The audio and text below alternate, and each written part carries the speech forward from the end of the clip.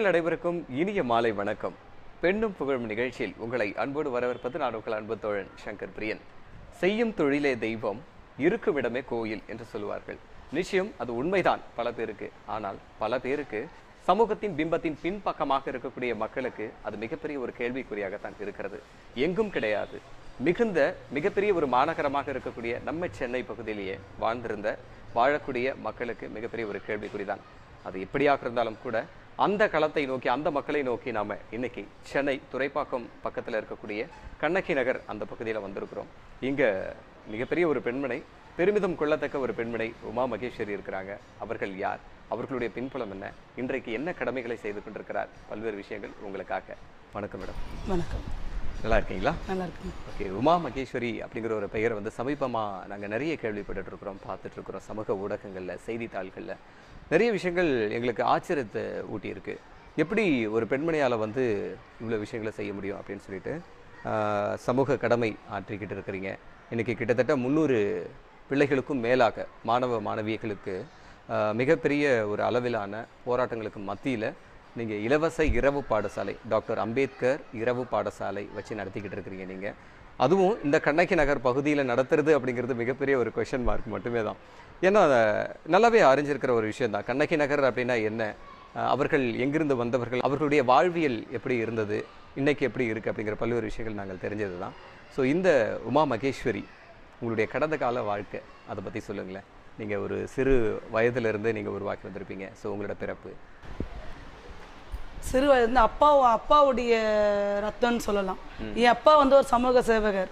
முதல்ல இதுடைய அடித்தளம் அதுதான். என் அப்பாவுடைய ஒரு சமூக சேவகர். சின்ன சின்ன விஷயங்கள் அப்போ 10-20 குழந்தைங்களுக்கு தெருவில் இருக்கிற குழந்தைங்க வச்சு இலவசமாக பாடம் சொல்லி கொடுப்பார்.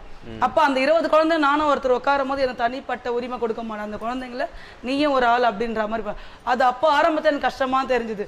ஆனால் அதுதான் என்னுடைய வாழ்க்கைக்கு ஒரு பேஸ் மட்டும் போட்டு கொடுத்தது. அந்த மாதிரி வரும்போது அப்பா எதுக்கு அந்த மாதிரி பண்ணுறாரு நான் புரிஞ்சுக்க ஆரம்பிச்சு கொஞ்ச நாள் ஆனவனே தனியாக நான் பண்ண ஆரம்பிச்சேன். 18 வயசு வரும்போது நான் ஒரு 10 குழந்தைங்களுக்கு எனக்கு படிக்க சொல்லி கொடுக்க தெரியாது, ஆனால் நீங்கள் படிங்க, புக்கு எடுத்து படிங்க அப்படின்னு சொல்ல அவங்கள ஆரம்பிச்சோம். அப்படி படிக்க ஆரம்பித்தோம். அப்படி 20-30 குழந்தைங்க எப்படி படித்தோம். அது நடுவில் என்னுடைய கல்யாணம். அதுக்கப்புறம் இந்த வேலை செஞ்சுட்டு என்னுடைய கல்யாணம் முடிஞ்சது கண்ணகி நகர், துறைப்பாக்கம் கண்ணகி நகர் அப்படின்னு பார்க்கும் போதே சில பேர்ல பல பேருக்கு ஒரு பயத்தை உண்டு பண்ணக்கூடிய இடம். நான் இந்த இடத்துக்கு வரும்போது 15 வருஷம் முன்னாடி அப்படி இருக்கக்கூடிய ஒரு இடம். அந்த இடத்துக்கு கல்யாணம் பண்ணிக்கிட்டு இடம் பெயர்த்து வந்தோம். அங்களுடைய மக்களை பார்க்கும் போது சாதாரணமா கண்ணீர் வருதுன்னு சொல்ல முடியும், ரத்தம் தான் வர கண்ணு இருந்து. படிப்பு இல்லாம, ஒரு நல்ல தொழில் செய்யறதுக்கு இடம் இல்லாம, பண வசதி இல்லாம, பொருளாதார சூழ்நிலை சரியில்லாம, படுக்க இடம் இல்லாம, கழுவறைக்கு செல்ல கூட ஒரு உரிமை இல்லாத ஒரு இடமா இந்த கண்ணகி நகரை பார்க்கும்போது ஏதாவது பண்ணணும். ஆனா என் மக்களுக்கு ஏதாவது பண்ணனா கோடியா பணம் இருக்கணும். முதல் பாயிண்ட். இல்லை நல்ல படித்தவங்களா இருக்கும். ரெண்டுமே என்கிட்ட கிடையாது. என்ன பண்ணணும் அதை நினச்சே உருகி போனேன். என்னுடைய நிறைய பேர் 1000 ஆலயங்களுக்கு போவாங்க, சாமி கும்பிடு. என்னுடைய தெய்வம் அம்பேத்கர் தான். அம்பேத்கர் அவரை தான் வழிபடுவேன். அப்படி உட்காரும் போது சில அம்பேத்கர் புக்ஸ் எல்லாம் நான் படிப்பேன். சின்ன துணுக்குகள் வரும், சின்னதாக ஏதாவது வரும், அதை படிச்சுட்டு இருந்தேன். அந்த படிக்கும் போது சில இதில் நாங்கள் அம்பேத்கர் இலவச இரவு பாடசாலைன்னு இருந்தது. இது ஒரு ஓரமா இருந்து படிச்சுட்டு ஒரு ஓரமாச்சு அம்பேத்கர். இது என்னமோ ஒரு 3-4 நாளா எனக்கு இது தோண்டிக்கிட்டே இருந்தது. அம்பேத்கர் இலவச இரவு பாடசாலை எங்கேயோ படிச்சேன். இது ஒரு பேப்பர்ல படிச்சதோ இல்லை ஒரு பிட்ல வந்ததோ என்னவோ எந்த இடத்துல படித்து அது இருந்தது. இது நடுவில் எனக்கு 3 குழந்தைங்க பிறந்தது. என்னுடைய கணவர் ஆட்டோ ஓட்டுறவர். ஆட்டோ ஓட்ட போயிட்டு வந்தாரா 300-400 எடுத்துட்டு வருவார். இது சந்தோஷமா என் குடும்பம் போயிட்டு இருந்து. இருந்தாலும் என்னுடைய மக்கள் சந்தோஷமா இல்லையன்ற ஒரு உணர்வு எனக்கு அது இதயத்துல ஒரு ஆணி வச்சு அடிச்ச மாதிரியே இருக்கும். பார்க்கும் போது சண்டை, வெட்டு, குத்து, அடி, தடி, பத்னி, பசி, என்ன சொல்றது, அடுத்த பக்கத்து நாங்கள் சாப்பிடும்போது பக்கத்து வீட்டில் பசியோடு இருக்க அந்த சாப்பிட்ட சாப்பாடே எங்களுக்கு ஜீரணிக்காது. இந்த மாதிரிலாம் பல விஷயங்களை பார்த்து அப்புறம் சொல்லுவாங்க கைத்தட சைனா எடுத்துன்னு போயிட்டாங்க ஒரு 15 வருஷம் முன்னாடி சொல்லு.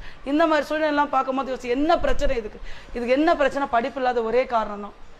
எங்க மக்களுக்கு படிப்பு இல்லாத ஒரே காரணம் தான் இவ்வளோ பிரச்சனைக்கும் காரணம் அப்படின்னு யோசிச்சு. ஆனால் பெரிய பல்கலைக்கழகம் கட்டி நான் எங்க படிப்பை கொடுக்க அளவுக்கு நான் கோடீஸ்வரியோ பணக்காரியோ இல்லை பெரிய தனவந்தனுடைய மனைவியோ நான் கிடையாது. என்ன பண்ண 400 ரூபாய் 500 ரூபாய் வருமானத்தில் நான் என்ன பண்ண முடியும்? இது நடுவில் என்னுடைய கணவருக்கு வந்து ஆக்சிடென்ட் ஆயிடுச்சு, கால் வந்து அடிபட்டு ஒரு 4 மாசத்துக்கு வண்டி எடுக்க முடியல, ஆட்டோ எடுத்து ஓட்ட முடியல. அப்போ நான் இளநீர் கடை போட்டுருப்பேன், காலையில் இளநீர் கடை போட்டுட்டு இளநீர் வியாபாரம் பண்ணிட்டு இருப்பேன். 2 பேரும் வருமானம் வரும்போது ஓரளவுக்கு போயிட்டு இருந்தேன். குடும்பம் தலைக்கீழே மாறிடுச்சு, அப்படி எதுவும் பண்ண முடியல. என்னுடைய இளநீர் விட்டு வர ஒரு 400 ரூபா 300 ரூபாயில் வந்து குழந்தைங்க ஸ்கூல் ஃபீஸ் கட்டணும், டியூஷன் ஃபீஸ் கட்டணும், அவங்களுக்கு சாப்பாடு பார்க்கணும், மருத்துவ செலவு பார்க்கணும், எல்லாம் ஒன்றும் பண்ண முடியல. என்ன பண்ணலான்னு யோசிக்கும் போது என் பிள்ளைங்களை வந்து ஸ்கூல்லேருந்து வெளில அனுப்பிச்சிட்டாங்க. 3 குழந்தைங்களையும் அதாவது ஒரு பாதி பணம் கட்டி படிக்கிற ஸ்கூல்லேருந்து வெளில அனுப்பிச்சிட்டாங்க. என்ன பண்ணுறதுன்னு புரியல எனக்கு. ஒரு கொட்டுற மழையில் என் குழந்தைங்க வீட்டுக்கு வந்து நிற்கிறாங்க. அம்மா என்னை ஸ்கூல்லேருந்து மதியானம் அனுப்பிச்சிட்டாங்க, டியூஷன் போனால் டியூஷனில் தான் இன்றைக்கி அனுப்பிச்சிட்டாங்க, நாங்கள் என்ன பண்ணுறது தெரியல அப்படின்னு சொல்லி எனக்கு இது வந்து அந்த தூரல் நான் நின்றுட்டு பார்க்கும் போது இந்த மழை நின்று போயிடுச்சு. இந்த டைமில் நான் என் குழந்தைகளை நின்று கூட்டிகிட்டு வந்து கையில் பிடிச்சிட்டு பார்க்கறதுக்குள்ள அந்த தூர்ன மழை நின்று போயிடுச்சு. அந்த இடத்துலேயே வந்து ஒரு பாய் போட்டு என் பிள்ளைங்களை உட்கார வச்சு நீங்கள் படிக்க சொல்லிட்டு நான் மேலே போனேன்.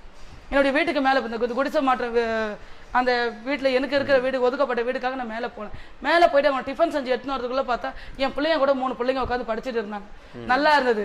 எனக்கு அந்த டைமில் தோணுனது அந்த அம்பேத்கர் இலவச இரவு பாடசாலை. அப்படி என்ன ஒரு நான் சொன்னால் யாரும் நம்பாங்களா இல்லையா தெரியல, மனசுக்குள்ளே ஏதோ ஒரு தூண்டுதல் ஒரு வெறி மாதிரி இருந்துகிட்டே இருந்தது. அந்த ஞாபகம் வந்துகிட்டே இருந்தது. இலவச இரவு ஒரு பாடசாலையை இலவச இரவு பாடசாலை கொடுக்கணும்னா அந்த இடத்துல படிப்பேன். நான் 6ஆம் கிளாஸ் தான் படிச்சிருக்கேன். என்னால் அவங்க வந்து ஒரு டவுட் கேட்டேன்னா அதை கிளியர் பண்ண என்னால் முடியாது. நான் என்ன பண்ண முடியும்னு சொல்லிட்டு மேலே போனேன். திருப்பி அவனர் வச்சு அந்த 6 பிள்ளைங்களோட திருப்பி இன்னொரு 3 பிள்ளைங்க 9 குழந்தைங்க. சந்தோஷமா இருக்கு. ஏதோ ஒரு பிடிப்பு, அதாவது தடுமாறுற குழந்தை கை கொண்டு தூக்கி விட்டா மாதிரி ஒரு இடம் கிடைச்ச மாதிரி இருந்தது. அப்படி நல்லா இருந்தது. 9 குழந்தைங்க படிச்சோம். மறுநாள் பார்த்தீங்கன்னா 15 குழந்தைங்க.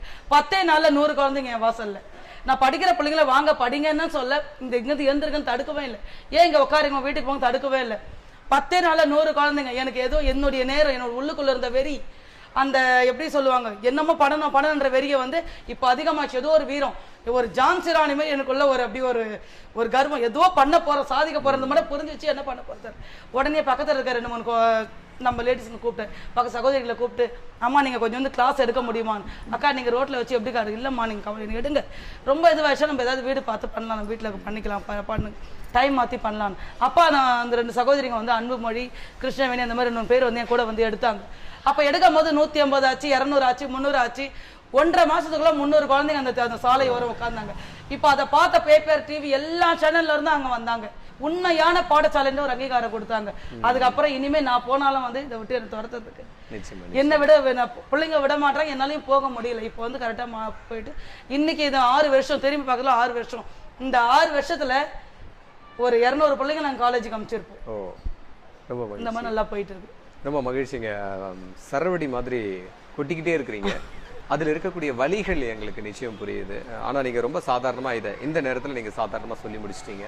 ஆனால் ஒவ்வொரு விஷயமும் வந்துட்டு ஒரு பலம் வாய்ந்தவன், ஒரு செல்வாக்கு, அதிகாரம், அந்தஸ்து இப்படி படைக்கப்பட்டிருக்கிறவர்களே வந்து ஒரு காரியத்தை செய்ய துணிகிற போது நிச்சயம் பல்வேறு தடைகள் ஏற்படும். இதனுடைய காரணம் என்ன, இதனுடைய பின்புலம் என்ன, இவனை விட்டுறக்கூடாது, சாதாரண ஒரு போட்டி பொறாமைகள் அப்படிங்கிற ஒரு விஷயம் கூட தடை பண்ணிடும். ஸோ ஆனால் அதற்கும் மத்தியில் ஒரு பெண்மணியாக இந்த விஷயங்கள்ல முன்னெடுப்பு செய்கிறது அப்படிங்கிறது மிகப்பெரிய ஒரு கொஸ்டின் மார்க்கு. அதுலயும் இப்படியான ஒரு களத்துல வந்துட்டு பல்வேறு அரசியல் பொசுக்குகிற ஒரு இடமா இருக்கு. இந்த இடத்துல நீங்க ஒரு பெண்மணியா இப்படியான ஒரு கூட்டம் ஏற்படுத்துறதே வந்து பெரிய ஒரு ஆச்சரியமான ஒரு விஷயம். அதுக்கு பல்வேறு பிரச்சனைகளை சந்திச்சிருப்பீங்க. அது ஒரு பக்கம் இருந்தாலும் கூட ஒரு தீமையிலும் ஒரு நன்மை பிறக்கும் அப்படின்னு சொல்லுவாங்க. ஒரு வலிக்கு பிறகு ஒரு சந்தோஷம், ஒரு மகிழ்ச்சி கிடைக்கும் அப்படின்னு சொல்லுவாங்க. அந்த ஒரு மகிழ்ச்சி, அந்த ஒரு பொலிவு உங்களோட முகத்துல தென்படுது. ஸோ இந்த டாக்டர் பாபா சாஹேப் இரவு பாடசாலை இந்த விஷயம் வந்துட்டு நீங்கள் ஆரம்பிச்சிட்டீங்க, தெருக்களிலே உட்கார வச்சு ஆரம்பிச்சிட்டீங்க. அதற்கு பிறகு மக்களுடைய பார்வை கொஞ்சம் கவனம் திரும்பிச்சு. அப்போது அந்த பரிதவிப்பு எப்படி இருந்திருக்கும்? இந்த பிள்ளைகளை மேற்கொண்டு இப்படியே நம்ம எப்படி எவ்வளோ காலத்துக்கு நம்ம கொண்டு போக முடியும், என்ன பண்ணலாம், எப்படி பண்ணலாம் அப்படிங்கிற ஒரு தத்தளிப்பு உங்களுக்குள்ளே இருந்திருக்கும். எப்படி உங்களோட ஃபீல் இருந்துச்சு? உங்களுக்கு யார் யாரெல்லாம் உதவி செஞ்சாங்க? அதாவது பல எதிர்ப்புகள் இருந்தாலும் சில பேர் உதவி செய்ய அன்னைக்கு எங்களுக்கு நல்ல, அதாவது பல துன்பத்திலையும் ஒரு இன்பன்ற மாதிரி பல கெடுதல் செய்ய பல பேர் காத்திருந்தாலும் சில நல்ல உள்ளங்கள் எங்களுடைய உண்மையிலேயே வந்து இந்த பிள்ளைங்க வளரணும், இந்த ஊர் வளர்ச்சி அடையணுன்ற வெளியில இருந்து ஒரு 4-5 பேர் எங்களுக்கு உதவி செஞ்சாங்க. ஒரு சிலர் நான் மாசம் சம்பளம் வாங்கினேன், இன்னைக்கு ஏதாவது குழந்தைகள் பண்ணணும்னு ஆசைப்படுறேன், என் பையன் பிறந்தால் என்ன செய்யணும்னு சொல்லி கேட்டாங்க. அவங்க கொஞ்சம் பண்ணுவாங்க. இதையெல்லாம் பொறுக்க முடியாத பல பேர் வந்து எப்படி சொல்றது, ஒரு பெண் இன்னைக்கு வந்து ஒரு சேனல்ல வந்து பேட்டி எடுக்கிறவங்களும் உட்காந்துருக்காங்க. நான் பின்னாடி பட்ட அவமானங்கள் அசிங்கம் வந்து சொல்லவே முடியாது. எங்களை கொல்ற அளவுக்கு போனாங்க, எங்களை கொலை முயற்சி பண்ணாங்க, எங்களை வந்து இதை தொடர்ந்து நடத்தா நீங்க இருக்க மாட்டேன், உங்க பிள்ளைங்களை வெட்டி போட்டுரும் அப்படின்னாங்க. எங்களை சொன்னாட அப்புறம் என் குழந்தைங்களை மிரட்டினாங்க, இது பண்ணக்கூடாது. அப்பதான் எனக்கு வெறியாச்சு. 300 குழந்தைங்க, வருஷத்துக்கு ஒரு 300 குழந்தைங்கன்னா எவ்வளோ, ஒரு 10-15 வருஷம் நடத்த போனா எவ்வளவு குழந்தைங்க போவாங்க. ஒரு 2 வருஷம், ஒரு 6 வருஷத்துல 200 குழந்தைங்களை காலேஜ் சேர்த்திருக்கோம். அப்ப 20 வருஷம் கழிச்சு எவ்வளவு பேர் எங்களால் சேர்க்க முடியும்? அதுக்காக என்னுடைய 3 குழந்தைங்களோ என் குடும்பமும் அழிஞ்சாலும் கவலை இல்லைன்னு துணிச்செல்லாம் நின்ன இது பாக்கலாம் பண்ணுங்கன்னு. அதுக்கப்புறம் எங்க தொல்லை கொடுத்தோம், தானா விலைக்கு எங்களை விட்டு போயிட்டாங்க. விலைக்கு போயிட்டு பின்னாடி இருந்து இன்னமும் என்னென்ன தொல்லை கொடுத்து கொடுத்துட்டு தான் இருக்காங்க. மறைமுகமா என்ன வரலமோங்க. நேத்து ஒரு 2 நாள் முன்னாடி ஒரு சம்பவம் நடந்தது. என்னென்ன பிரச்சனை பண்ண, என்னென்ன தொல்லை கொடுக்கணும், எங்களை எந்த அளவுக்கு எங்களை அவமதிக்கணும் அந்த அளவுக்கு பண்ண. அதாவது எங்களை கூட்டிட்டு போய் ஸ்டேஷன்ல வச்சு அடிக்க சொல்ல, அவ்வளவுதான். ஒரே ஒன்று நேரடியா அவங்க பண்ணல, அதுவும் மறைமுகமா பண்ண ட்ரை பண்ணாங்க. அது வந்து அவங்க வந்து போலீஸார் வந்து எங்களுக்கு ஒத்துழைப்பா இருந்தாலும் அது பண்ண முடியல, அவங்க ஜெயிக்க முடியல. மற்ற எல்லா விஷயமும் பண்ணிட்டாங்க. நாங்க எங்க போனாலும் எங்க வார்த்தை மக்கள் எங்களுக்கு எதிர்வா தூண்டி விட்டாங்க. உங்க பிள்ளைங்களை வச்சு அவங்க சம்பாதிக்கிறாங்க, உங்களுக்கு புரியலையா அப்படின்னாங்க. ரொம்ப வருத்தமா இருக்கும். என்னுடைய உணர்வு, என்னுடைய உழைப்பு, என்னுடைய எப்படி சொல்றது, என்னுடைய உறுதி, என்னுடைய மக்களை முன்னேற்ற வெறி, ஒரு ஒரு நம்பிக்கையை போய் இப்படி பண்றாங்களேன்ற மாதிரி கஷ்டமா இருக்கு. ஒரு பெண்ணா இருந்து எங்க போனாலும் அவமதிப்பு. 10 பேர் முன்னாடி என்னுடைய மக்களை எனக்கு எதிராக தூண்டி வருது, என்னுடைய சகோதரிகளை எனக்கு எதிரியா நிக்க வைக்கிறது. எல்லா அரசியல் தரப்புல வந்து என்னென்ன பண்ண முடியும், இதுவரையில இந்த அரசியல் சார்பா இது வந்து யாருமே நல்லது செய்யல. என்ன பண்ணணும் அதெல்லாம் பண்ண என்னுடைய சகோதரிகளுக்கு முன்னாடி தூண்டி விடும். அவங்க கிட்ட பேசுவேன், எதுக்காக நீங்க பிரச்சனை பண்ண, என்னன்னா என் குழந்தைகளை வச்சு நீங்க சம்பாதிக்கணும்னு யார் சொன்னாலும் சொல்ல மாட்டாங்க. அதுக்கே அவங்களுக்கு பதில் சொல்ல முடியாது. ஏன்னா அவங்க சொல்லி இவங்க சொல்லி யார் சொன்னாங்க சொல்லுமா, அப்படி நான் உங்க பிள்ளைங்களை வச்சு நான் தவறான என்னுடைய சொந்த தேவைக்காக நான் பயன்படுத்துறேன்னு எதாவது ஆதாரம் தான் தூக்கி உள்ள வைங்க. இல்ல உங்க கையாலே அடிச்சு என்ன கொல்லுங்க, என்ன தயவு செஞ்சு நம்புங்க.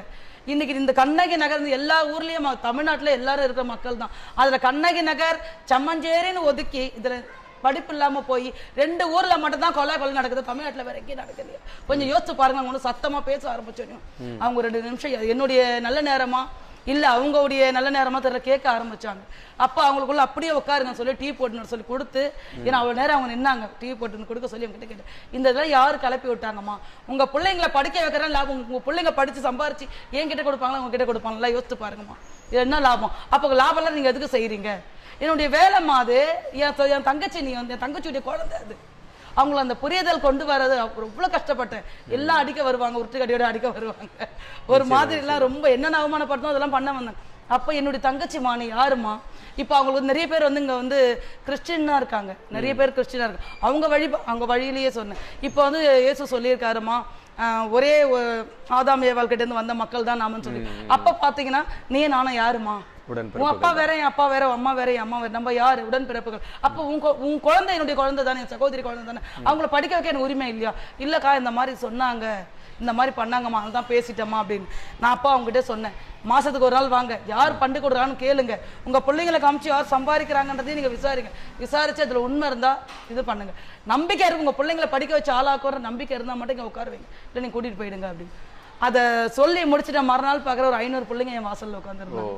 எனக்கு அழுவுறதா சிரிக்கிறதா இல்ல அன்னவரில் ரொம்ப கஷ்டமா அப்படியே என்ன இதயத்துல ஈட்டி பாய்ச்சுனாங்கன்னு சொல்லி கேள்விப்பட்டிருப்பேன். அந்த நேரத்துல நான் உணர்ந்தேன், அந்த நேரத்துல உணர்ந்தேன் நல்லது கூட. அப்ப இப்ப நாமளே இப்படின்னா ஊருக்காக தேசத்துக்காக பாடுபட்டவங்க கதியெல்லாம் எப்படி, அந்த நேரத்துல ஒரே ஒரு இது மட்டும் எனக்கு வந்தது, தேசத்துக்காக பாடுபட்ட காந்திக்கே குண்டடி தான் கொடுத்தாங்க, எனக்கு என்ன பரிசு கொடுப்பாங்க இவங்க அப்படின்ற மாதிரி ஒரு யோசனை வந்து. ஆனா இதுக்கு அப்புறம் அது கொஞ்சம் கொஞ்சம் மாறிக்கிட்டே வருது, முக்கால்வாசி மாறிடுச்சுன்னு சொல்லலாம். இன்னும் வந்து மறைமுக எதிர்ப்புகள் அதிகமா இருக்கு. எங்கிட்ட நல்லா பேசிக்கிட்டு எங்களுக்கு எதிர்ப்பா என்னென்ன பண்ணலாம். ஒரு கார்ல ஒருத்தவங்க குழந்தைங்களை ஸ்வீட் கொடுக்க ஸ்பான்சர் பண்ணணும்னு வருவாங்க, அவங்க கிட்டே சொல்லுவாங்க, அவங்க நிறைய பண்டு வருது, எதுக்கு எடுத்துட்டு போறீங்க?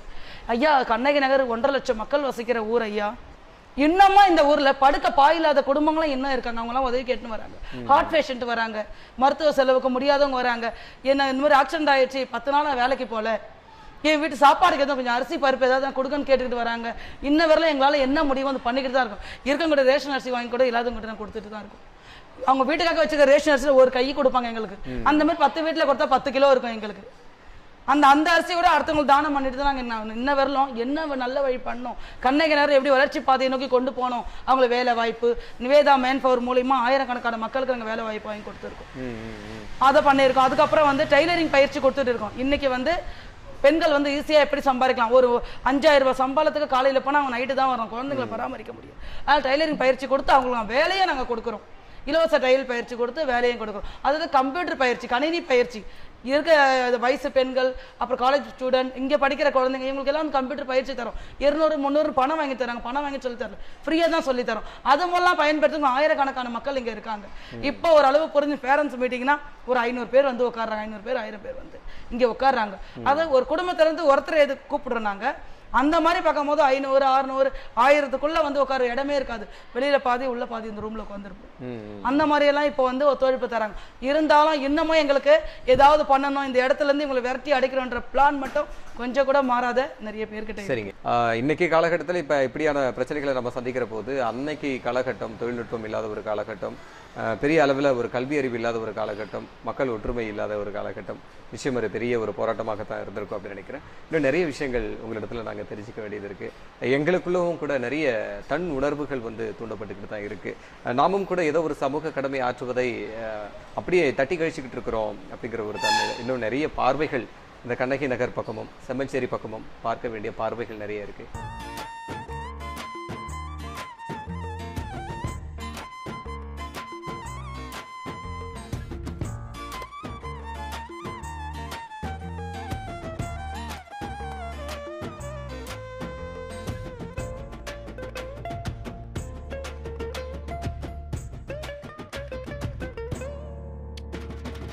நேர்களை பெண்ணும் புகழும் தொடர்கிறது.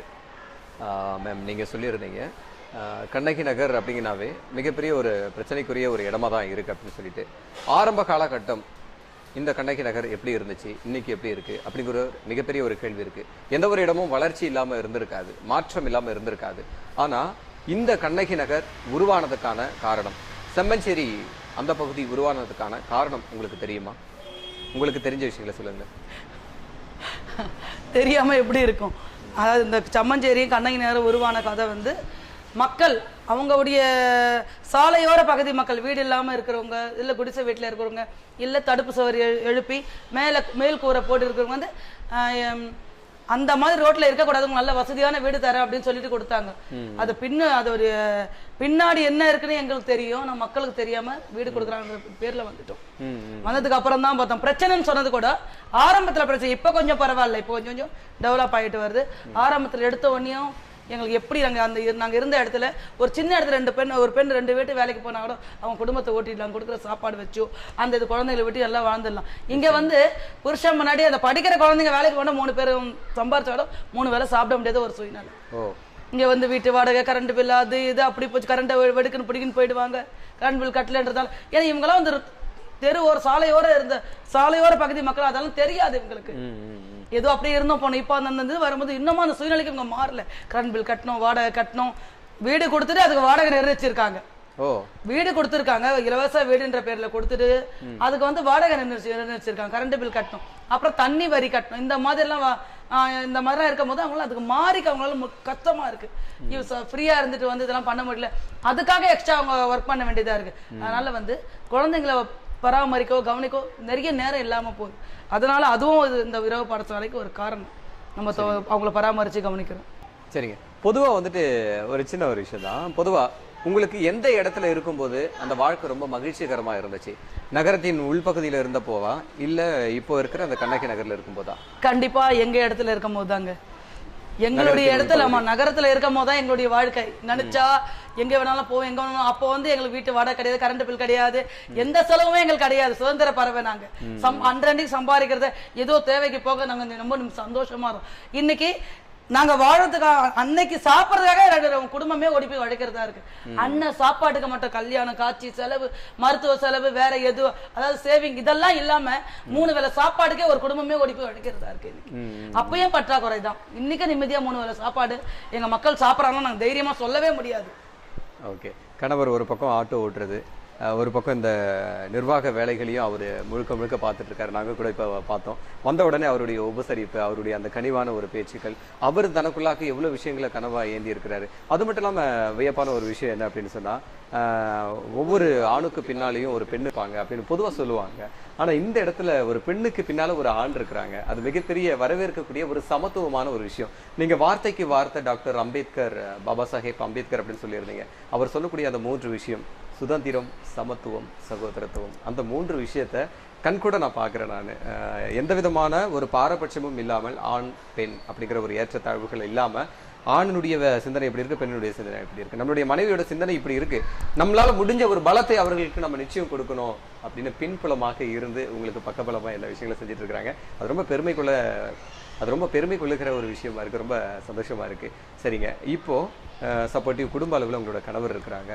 இன்னும் இந்த இரவு பாடசாலையை நீங்க மேம்படுத்தணும், அல்லது இவ்வளோ தேவைகள் இருக்கு, நாங்க அட்ஜஸ்ட் பண்ணிட்டு இருக்கிறோம், இவ்வளோ மாணவர்கள் இருக்கிறாங்க, உதாரணத்துக்கு அந்த 300 மாணவர்களுக்கு நீங்கள் 1 மணி நேரம் கிளாஸ் எடுக்கிறீங்க அப்படின்னு சொல்லும்போது கூட தண்ணிக்காகவே நீங்கள் ரொம்ப கஷ்டப்படணும். குடி தண்ணீருக்காகவே அந்த குழந்தைகளுக்காக, அப்புறம் சிறுநீர் கழிக்கிறதுலேருந்து மற்ற விஷயங்கள், இந்த மாதிரி இயற்கை உபாதைகள் சம்மந்தப்பட்ட விஷயங்கள், இப்படி பல்வேறு தேவைகள் இருக்குது. இதெல்லாம் எப்படி இருக்குது, இன்னும் என்னென்ன தேவைகள் உங்களுக்கு தேவைப்படுது சொல்லுங்களேன். கண்டிப்பா நானே மறந்த ஒரு விஷயத்த ஐயா நீங்க எடுத்து கொடுத்துருக்கீங்க. எனக்கு உண்மையிலேயே நான் சொல்ல நினைச்சது மறந்துட்டேன். இங்க வந்து பாத்ரூம் வசதி கிடையாது. வீட்டுக்கு பாத்ரூம் யாருக்கிட்ட போய் நாங்க நிறைய பேர்கிட்ட கேட்டோம். ஐயா எங்களுக்கு காசு பண்ணாம நான் சிமெண்ட், மண்ணு, இந்த கல் இந்த மாதிரி வாங்கி கொடுத்தீங்க, கூலி நாங்க எப்படியாவது உழைச்சி ஏற்பாடு பண்ணி நாங்க கொடுத்துருவோம். இங்க பாத்ரூம் வசதி கிடையாது. வயசு பிள்ளைங்க எல்லாம் வந்து பாத்ரூம் போக ரொம்ப கஷ்டப்படுறாங்க அப்படின்னு சொல்லி நாங்கள் கேட்டோம். எங்களுக்கு வந்து அந்த ஸ்பான்சர் பண்ண எங்களுக்கு ஆள் கிடைக்கல. 2 பாத்ரூமா, ஒரு பெண் குழந்தைங்களுக்கும் ஆண் குழந்தைங்களுக்கும் 2 பாத்ரூம் இங்க இடம் இருக்கு என்கிட்ட. ஆனா அது கட்டுற வசதி வாய்ப்பு என்கிட்ட இல்ல.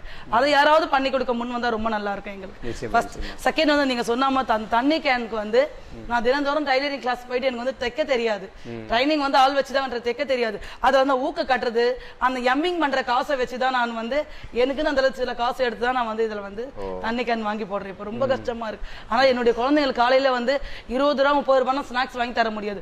2 ரூபாய்க்கு தான் வாங்கி கொடுக்க முடியும். அதனால மத்த பிள்ளைங்களோடய பார்த்தா என் குழந்தைங்க ஏழையா ரொம்ப அடிமட்டத்துல தான் என் குழந்தைங்க வளர்றாங்க. நிறைய பேர் கேட்டாங்க, நீங்க என்ன பெரிய தியாகியா, உங்களுக்கு என்ன கண்ணகி நகர செலவு வைக்க போறாங்களா, இந்த குழந்தைகளை எப்படி கொடுமைப்படுத்துறீங்க, நீங்க அவங்க கேட்கிற பொருளை வாங்கி கொடுங்க அப்படின்னு சொல்லிட்டு. நான் அப்படி அவங்க கேட்கிற பொருளை வாங்கி கொடுத்தா இந்த 300 பிள்ளைகளும் தேவையான செய்ய முடியாது. அதனால வந்து அந்த மாதிரி அவங்கள வறுமை கோட்டு கீழே வச்சுட்டு இந்த பிள்ளைங்களுக்கு கொஞ்சம் முடிஞ்ச அளவுக்கு நான் செஞ்சு கொடுத்தேன். ஏன்னா இங்க வர குழந்தை 3/4 பேருக்கு எல்லாருக்கும் அப்பா அம்மா இருக்கான்னு சொல்ல முடியாது. அம்மா விட்டுட்டு போயிட்டு இருக்காங்க, அப்பா விட்டுட்டு போயிட்டு இருக்காங்க, இல்ல 2 தரப்புலையும் இல்லாத பிள்ளைங்களும் இருக்காங்க. 2 தரப்புலையும் குடும்பம் பிரிஞ்சு போயிட்டு மாமா, அண்ணன், அண்ணி அந்த மாதிரி பராமரிப்புல அந்த மாதிரி இருக்கிற பிள்ளைங்களும் இருக்கு. இவங்கெல்லாம் வந்து தாய் இல்லாம அந்த இயங்கக்கூடாது இல்லையா? அதனால அவங்களுக்கு தாய்க்கு தாயா நான் தான் இருக்கேன். அவங்களுக்கு தேவைகளை நான் தான் பூர்த்தி பண்ண முடியும். அதனால வந்து இந்த மாதிரி கொஞ்சம் போயிட்டு இருக்கு. நிச்சயமா உங்களுடைய தேவைகள் வந்து நிச்சயம் பூர்த்தி அடையும். எத்தனையோ உள்ளங்கள் பார்த்துட்டு இருக்கிறாங்க, சமூக உணர்வு உள்ளவர்கள், மற்றபடி இல்லாமல் உதவி செய்யணும் அப்படிங்கிற முன்வரவுங்க. எத்தனையோ பேர் வந்து வசதிகள், வாய்ப்புகள், அதிகாரம் எல்லாமே இருக்கு. ஆனால் செய்யணும்னு போகும்போது அந்த நேரம் அப்படிங்கிற ஒரு விஷயத்துல கமிட்மெண்ட் கொடுக்க முடியாது, நேரத்தை விரயமாக்க முடியல அப்படின்னு சொல்லிட்டு. ஆனால் அப்படிப்பட்டவர்களும் உங்களை தொடர்பு கொண்டு நிச்சயம் உங்களுக்காக உதவி செய்வார்கள். இந்த 300 மாணவர்களுக்கு மட்டும் கிடையாது, இன்னும் எத்தனை 100 மாணவர்கள் உங்கள் இரவு பாடசாலையை நோக்கி வந்தாலும் கூட நிச்சயம் அவர்களுக்காக உதவி செய்ய இந்த அரை மணி நேரம் ஷோ பார்த்துருக்கக்கூடிய அத்தனை உள்ளவங்களுக்கும் தோணியிருக்கும் அப்படின்னு நினைக்கிறேன். மிகப்பெரிய ஒரு ஆளுமையாக நீங்க இருக்கிறீங்க. எனக்கு ரொம்ப வியப்பாக தான் இருக்கு. இப்படியான ஒரு சமூக ஆர்வம் கொண்ட பெண்மணிகள் வந்து நிறைய இன்னைக்கு எழுச்சியாக நம்ம பார்க்க முடியுது. ஸோ கண்ணகி நகர் அப்படின்னு சொல்லும்போது உமா மகேஸ்வரி எங்கள் கண்முன்னாக தொடர்ந்து பல்வேறு சமூக பணிகள் நீங்கள் ஆட்சி வரணும். அதற்கான உதவிகள் நிச்சயம் உங்களுக்கு கிடைக்கும். ரொம்ப நன்றிங்க. நன்றி. நேர்களை உமா மகேஸ்வரி அவர்கள் ரொம்ப ஆர்வமூட்டுகிற வகையில் நமக்கு பேசினாங்க. அவர்கள் சொல்லுகிற பல்வேறு சம்பவங்கள் வந்து எத்தனை துயரங்களையும் துன்பங்களையும் உள்ள கொண்டு இருந்தாலும் கூட, ஆனால் சாதித்த ஒரு விஷயம் மட்டும்தான் நம்ம கண் முன்னாடி நின்றுகிட்டு இருக்கு. எப்பவுமே கஷ்டங்கள், நம்ம கடந்து வந்த கஷ்டங்கள் வந்து தெரியறது கிடையாது. அந்த ஒரு கணம் சந்தோஷம், மகிழ்ச்சி நமக்கு கொடுக்குற ஒரு நேரம் மட்டும்தான் நமக்கு ரொம்ப ஹாப்பியா இருக்கும் அப்படின்னு நம்ம ஃபீல் பண்ணுவோம் இல்லையா? நேர்களை இந்த நிகழ்ச்சி உங்களுக்குள்ளாக ஒரு தாக்கத்தை உண்டு பண்ணியிருக்கோம். நிச்சயம் நம்ம எத்தனையோ வகைகளில் பணங்களை செலவழிக்கிறோம். இப்படியான ஒரு தொண்டு நிறுவனங்கள் பிள்ளைகளுக்காக, ஏழை எளிய மக்களுக்காக செய்யக்கூடிய தொண்டு நிறுவனங்கள் யார் யார் இருக்கிறாங்க, அவங்களுக்காக நம்ம ஸ்பெண்ட் பண்ணுவோம். ஆசிரமங்கள் இருக்கு, அதாவது ஆதரவற்ற குழந்தைகள் இல்லம், முதியோர்கள் இல்லம் இப்படி இருக்கு. உங்களுக்கு பக்கத்தில் இருக்கக்கூடிய அந்த இல்லங்களுக்கு சென்று உங்களுடைய வாழ்க்கை மகிழ்ச்சியான நாட்களில், பிறந்த நாள், திருமண நாட்கள் அல்லது வேறு விதமான நாட்கள், அந்த நாட்கள்ல உங்களோட மகிழ்ச்சியை அந்த குழந்தைகள் இடத்துல, அந்த முதியோர்கள் இடத்துல கொண்டு போய் நீங்க பகிர்ந்துக்கிட்டீங்க அப்படின்னு சொன்னா நிச்சயம் அந்த வாழ்க்கை ரொம்ப மகிழ்ச்சியா இருக்கும். அந்த இடத்துக்கு போன பிறகு தான் அந்த மகிழ்ச்சி உங்களுக்கு தெரியும் அப்படின்னு நினைக்கிறேன். நான் மீண்டும் அடுத்த வாரம் பெண்ணும் புகழும் நிகழ்ச்சியில் உங்களை சந்திக்கும் வரை உங்களிடமிருந்து விடைபெறுவது நான் உங்கள் அன்பு தோழன் சங்கர் பிரியன். வணக்கம்.